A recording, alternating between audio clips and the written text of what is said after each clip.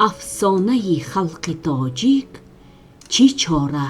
بود نبود یک پیر و یک کمپیر بود. آنها 3 پسر داشتند.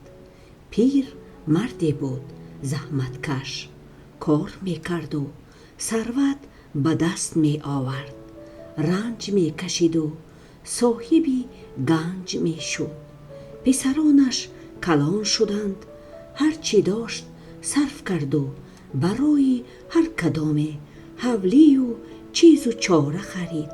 برای هر 3اش زن گرفته خانه‌دار کرده خاطر جمع شد. پسران آواره روزگار پدر و مادر را به حال خود ماندند. یک بیگاه پیر به آتشدانی سرد چشم دوخته آهی سرد از دل پردرد کشید و به زنش گفت: ای زن، این چی روزگار است که به سر ما آمد؟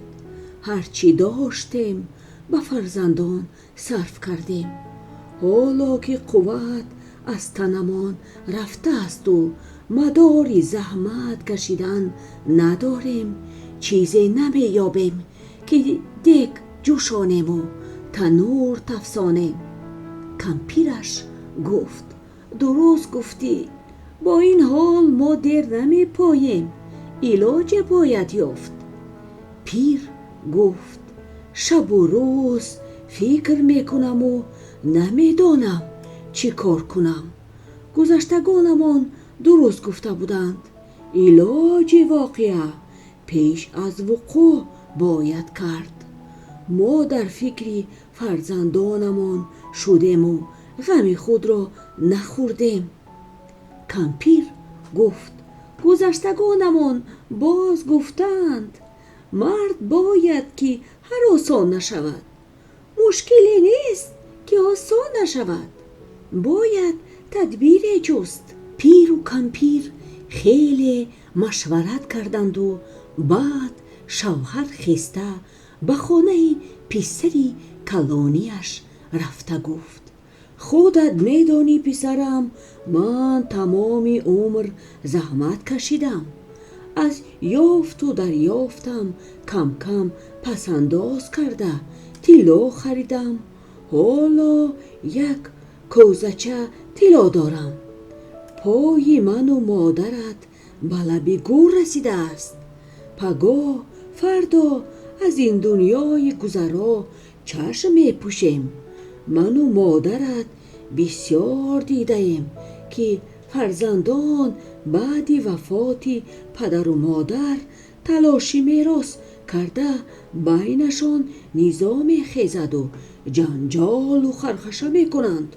تو پسری کلانی من، عقلت رسا، هوشت در جایش، من به تو باور میکنم. من کوزچه طلا را در پیشگاه خانه گور کرده ام.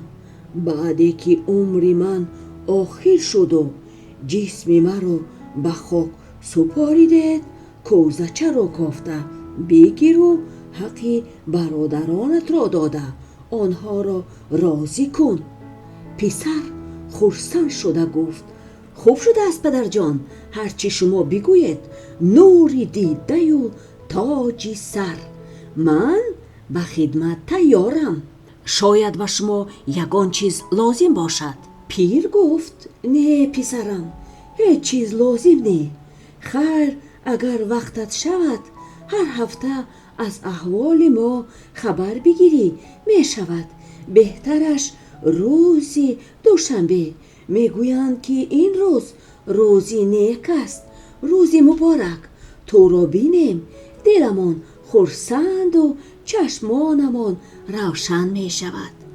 موی سفید از خانه پسری کلانی برآمده به خانه پسری میانه رفته همان گپی به پسری کلانی گفته‌اش را به پسری میانه هم گفت: پسرم، تو عقلت رسا، دلت صاف، هوشت در جایش.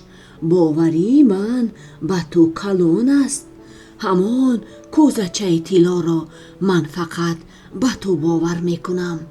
پس از آن که مرا گور و چوب کردید، کوزچه را کافته بگیر و حق برادرانت را داده آنها را راضی کن.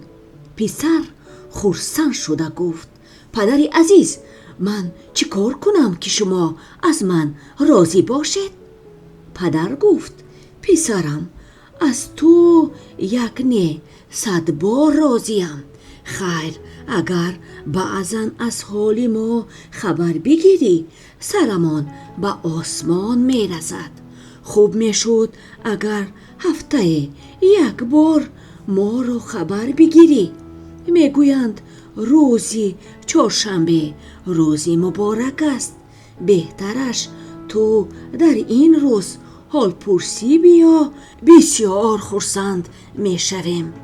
پیرمرد از خانه پسری میانش برآمده راست به خانه پسری خردیش رفت و تعریف کرده همان گپها را به این هم گفت که اگر پسرش خواهد که از حال پدر و مادرش هر هفته خبر بگیرد، خوب می شد روزی جمعه را انتخاب کند.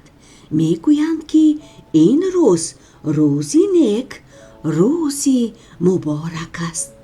پسران به خاطر کوزچه طلا از حال پدر و مادر خبر می گرفتند. پسری کلانی هر هفته روزی دوشنبه، پسری میانه روزی چهارشنبه، پسری خردی روزی جمعه گوشت و روغن و برنج و سبزی و پیاز خریده به خانه پدر می آمدند. پیر و کمپیر خرسند و آسوده حال شدند. چند سال گذشت. دنیا گذرا قسمت پدر بود شد.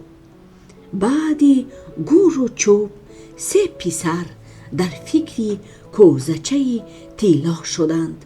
هر کدام پید می پایید که خانه خلوت شود و کوزچه را کافته بگیرد. پسری کلانی دید که 2 برادرش چشم به پیشگاه خانه فکری رفتن ندارند. پسری خردی و میانه هم این را پی بردند. پسری کلانی این حال را دیده بی طاقت شد و بالاخره به برادرانش گفت: برادران عزیز، پدرمان به من سیر گفته بود. از روی مشاهده هایم به شما هم گفتند. ها، گفتند برادران، به ما هم گفته بودند. این خیل باشد، گفت پسری کلانی، طلا را برابر تقسیم میکنیم. برادران راضی شدند. کوزچه را کافته گرفته کشادند و از درونش به جای طلا کاغذی را یافتند که در آن نوشته شده بود: لعنت به مردی که هرچه داشت صرف فرزندان کرد و در آخر عمر به پاره نان زار شد. اینجا افسانه ما به پایان رسید.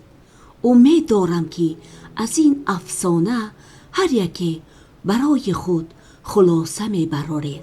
ناصر خسرو گفته است: به پیری خدمت مادر پدر کن، جوانی را جنون از سر بدر کن.